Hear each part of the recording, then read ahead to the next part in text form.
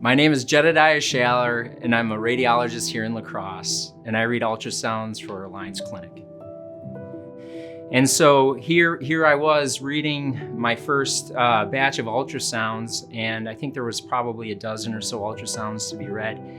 And what came up on the list was the patient history of someone who just received the abortion pill at a Planned Parenthood like 24 or 48 hours prior, and they changed their mind. And they went online and they searched for, I think I made a mistake taking this pill, and they found Alliance. Some of you may know that 60% of abortions performed in America now are chemical abortions through a pill. And so people don't have to go to a brick and mortar abortion clinic anymore. They can simply just reach out to a physician in any state and have these pills prescribed. They come to their house, they take the first pill, and then that stops the baby's heart. And then there's a second pill that they take and literally have an abortion performed in their home.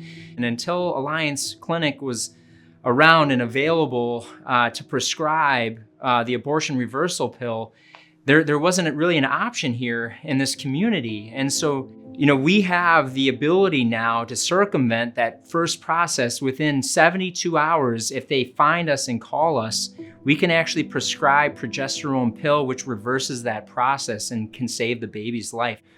So when I came down the list and read the second ultrasound of a patient who had the abortion reversal pill, I was reading the ultrasound, the baby still had a heartbeat. It just hit me for the first time that the work that I was doing was having such a critical impact on these women and these babies. And I was just so struck by the engagement of our staff and the willingness to go beyond to really help this woman in need. I think the idea that we're taking care of the whole person is unique to Alliance, that it's not just saving babies, it's not just pouring love into women, it's helping the entire family flourish. And so how are we caring for both their physical and their spiritual and their emotional needs? And so we want to walk with these people. We want them to grow closer to Christ. And any way that we can help them do that, we're willing to do it. I would like people to know that we do provide all of our services to our clients free of charge, and that we can't do this alone. We need as much support from this community as we can. We believe that if we lock arms in this community, that we can provide these services to the most vulnerable. We offer pregnancy tests, we offer ultrasounds, we offer STI and STD testing, which is a huge a portal by which women come to seek our services.